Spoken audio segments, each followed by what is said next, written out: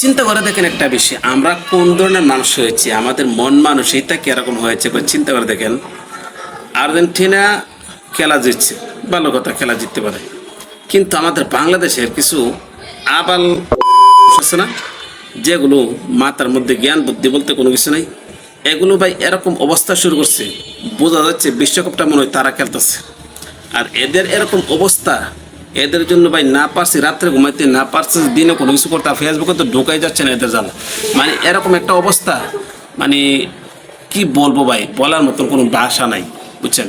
আরে ভাই, তোর বাপ দাদা খেলাধুলা করছে না, তোদের কোনো কিছু না, তাহলে তোরা এত আনন্দ উল্লাস করার কি দরকার? আর তোরা এই নিয়ে এসে এত আনন্দ উল্লাস করছে, মানে কি যে করব কি না করব কোনো কিছু বুঝতে পারে না, শালা আবালে ধরব। আরে ভাই, মন মানসিকতা তো ভালো থাকার দরকার।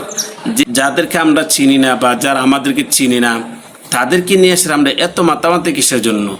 আর কোন দেশে খেলা হচ্ছে, কোন দেশে কি হচ্ছে না হচ্ছে, এই নিয়ে এসে বাংলাদেশের মনে করতে ঘুম নাই। এই যে বিশেষ করে আর্জেন্টিনার খেলা যখন হয়, তখন আমাদের বাংলাদেশের কিছু পাগলা আছে, এই পাগলাগুলো মানে এরকম একটা অবস্থা করে, বোঝা যাচ্ছে মনে হয় তারা নিজেরা বিশ্বকাপটা খেলতেছে। যাদের পক্ষ নিয়ে এসে আমরা এত মাতামাতি করতেছি, যাদের পক্ষ নিয়ে এসে আমরা এত কথা বলতেছি, তারা কি আজও আমাদেরকে চিনে? ভাই, তারা তো আজও আমাদেরকে চিনে না, তাহলে তাদেরকে নিয়ে এসে আমরা এত আনন্দ উল্লাসে এত মাতামাতি করার কি দরকার?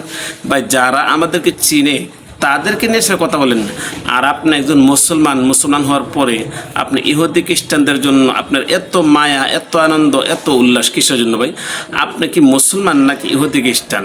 আরে ভাই, আপনি যদি ইহুদি খ্রিস্টানদের প্রতি এত মায়া মহব্বত থাকে, তাহলে আপনি মুসলিম হলেন কিসের জন্য? আপনি একজন মুসলমান, আপনি মুসলমান হয়ে আপনি মুসলমানদেরকে ভালো না বেশি, আপনি ইহুদি খ্রিস্টানদের জন্য আপনার খুব মায়া হচ্ছে, ইহুদি খ্রিস্টানদের জন্য আপনি ঘরের খাবার দাবার সব ছেড়ে দিয়েছেন, ইহুদি খ্রিস্টানদের জন্য নিজের টাকা পয়সা খরচ করে কত আনন্দ উল্লাস করতেছে, ইহুদি খ্রিস্টানদের জন্য নিজের যা কিছু আছে সব কিছু বিসর্জন দিয়ে দিচ্ছে।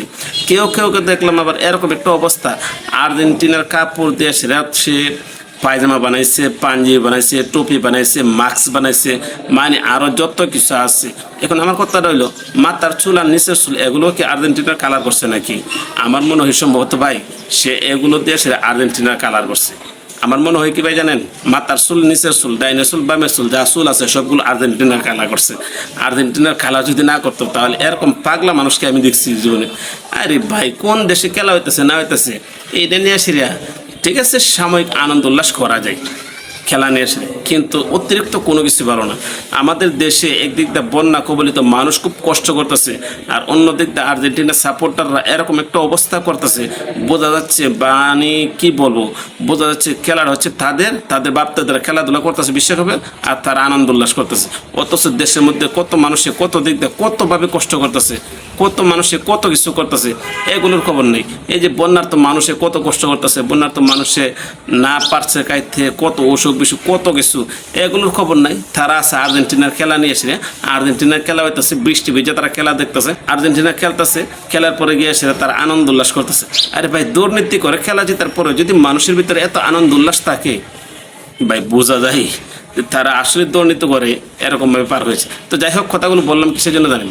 আমাদের বাংলাদেশে কিছু মানুষ আছে, যে মানুষগুলো আর্জেন্টিনার এরকম অন্ধভক্ত, ইহুদি খ্রিস্টানদের এত অন্ধভক্ত, আর এই অন্ধভক্ত হওয়ার কারণে খেলা জেতার পরে তারা এরকম একটা কাজ করে, যে কাজগুলো ভাই আমরা কোনোভাবেই মানতে পারি না বা দেখতে পারি না, বুঝছেন। তো আসলে এই কথাগুলো এই কারণে বললাম যে আমাদের মন মানসিকতা আগে ঠিক করতে হবে। আমাদের মন মানসিকতা যদি ঠিক না হয়, তাহলে ভাই আমরা প্রকৃতভাবে মুসলমান হতে পারবো না।